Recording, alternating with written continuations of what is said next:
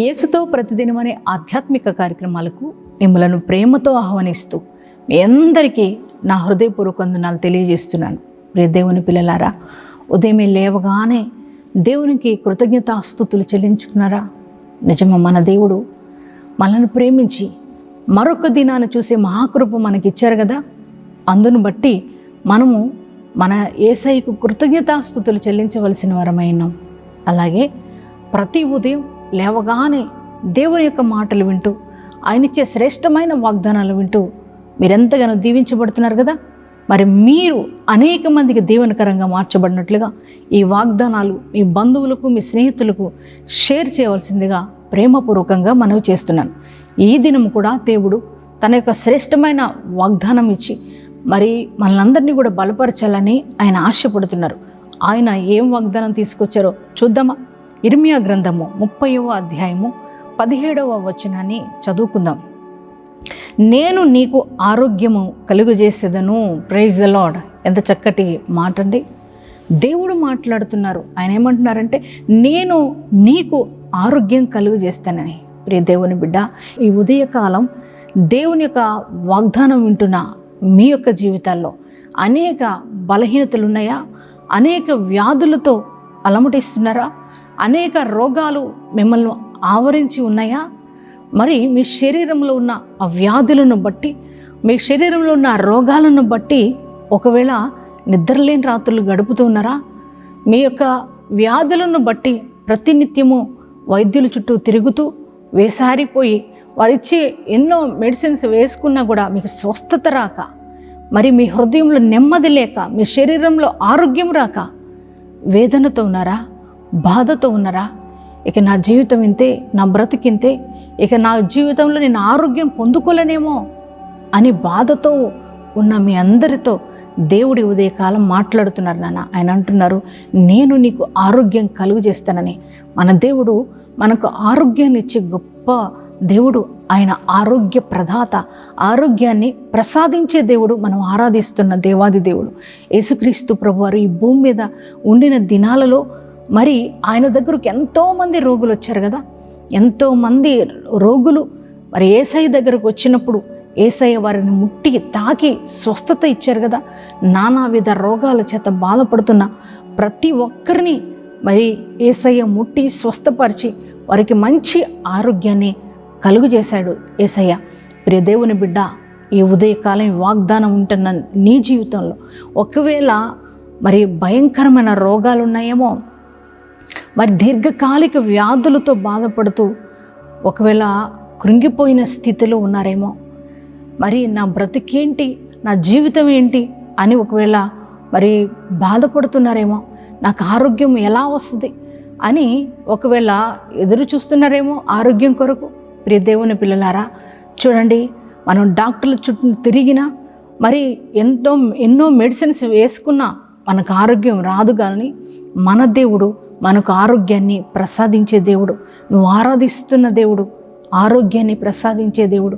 ఆయన పొందిన దెబ్బల వల్లనే మనకు స్వస్థత కలుగుచున్నది. ప్రియ దేవుని బిడ్డ, ఒకవేళ ఈ ఉదయకాలం బాధతో, వేదనతో కృంగిపోయిన స్థితిలో ఉండినట్లయితే దేవుడు నీతోనే మాట్లాడుతున్నాడు నాన్న. ఆయన అంటున్నాడు, బిడ్డ, నువ్వు భయపడొద్దు, నువ్వు బాధపడొద్దు, నేను నీకు ఆరోగ్యాన్ని కలుగు చేస్తాను అని దేవుడు నీకు వాగ్దానం ఇస్తున్నాడు. మరి ఈ వాగ్దానాన్ని నువ్వు నమ్మగలుగుతావా? యేసయ్యే నిజమైన దేవుడని మరి ఆయనని ఆశ్రయించి మరి ప్రభువా, నువ్వు మాత్రమే నాకు ఆరోగ్యాన్ని కలుగు చేస్తావని నువ్వు నమ్మకంతో ప్రార్థించినప్పుడు దేవుడు నీ జీవితంలో నీకు మంచి ఆరోగ్యాన్ని కలుగు చేసే దేవుడై ఉన్నాడు. మరి అటువంటి కృప దేవాది దేవుడు మరి మీకు నిండుగా మెండుగా అనుగ్రహించునుగాక. అలాగే మనమందరము కూడా ప్రార్థన చేసుకుందామా? మహాగణుడా, పరిశుద్ధుడా, కృపామయుడా, నీకు వందనాలు, స్తోత్రాలు దేవా. ప్రియ తండ్రి, నాయన ఈ ఉదయ కాలపు వేళ నా తండ్రి నువ్వు ఇచ్చిన శ్రేష్టమైన వాగ్దానాన్ని బట్టి నీకే కృతజ్ఞతలయ్యా.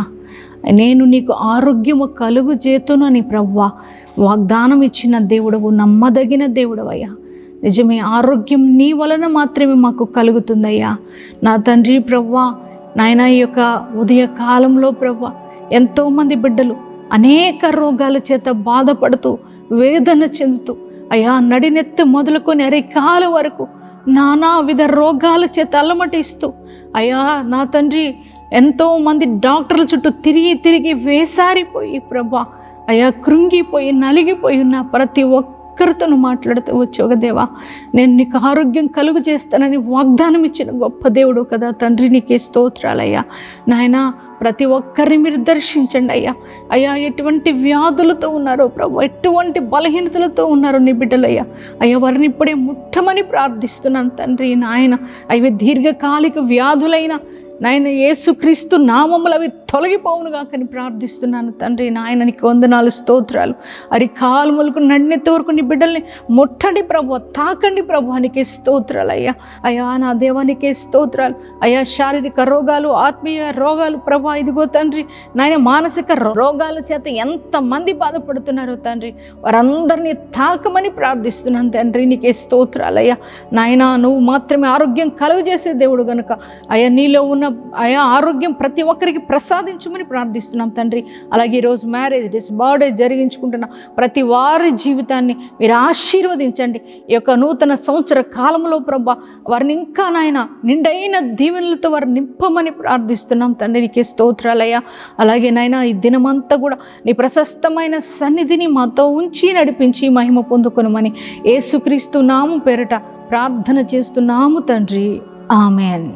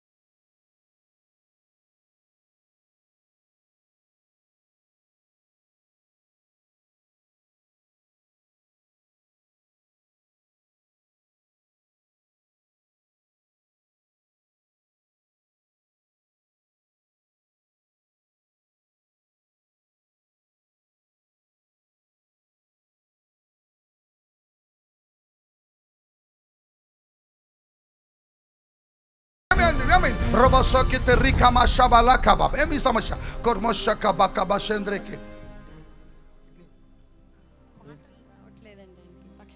పక్షవాతం, మాటలు రాటలే. చూద్దాం. ఓ రామాసేందర్ హెకీం హేలో హపసకతరేగా లమ్రాన్. పక్షవాయువు కలుగు చేసిన దయ్యం ఈ శరీరాన్ని వదిలిపెట్టి వెళ్ళిపోను గాక. సైతానేస్తున్నాము పవనం జపిస్తున్నా. స్వరము తెరబడును గాక, చెయ్యి కదులు గాక, కాలు కదులు గాక, స్వస్థత కలుగును గాక. ఏం పేరు మీ పేరు? గట్టిగా చెప్పండి. జాషువా. గట్టిగా చెప్పండి, కొట్టండి. పక్షవాయువుతో మాట్లాడలేని వ్యక్తి ఈ రాత్రి పరిశుద్ధాత్మ దేవుడు తాకాడు. మీ చేతులు పైకెత్తండి. ఇప్పుడు యేసు నామములో heal in the name of Jesus. పైకెత్తండి. అదిగో గట్టిగా చెప్పలగొట్టండి. పక్షవాయువుతో చేతులెత్తలేడు, నోరు పడిపోయింది, మాటలాడలేడు. కానీ రాత్రి యేసయ్య బాగు చేశాడు. మీ రెండు చేతులు పైకెత్తొచ్చు. పరిశుద్ధాత్మ దేవుడు తాకాడు. మీ చేతులు పూర్తిగా పైకెత్తండి.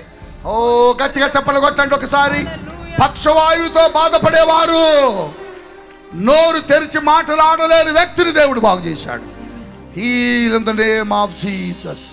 Heal in the name of Jesus. Thank you lord. Thank you lord. Thank you lord.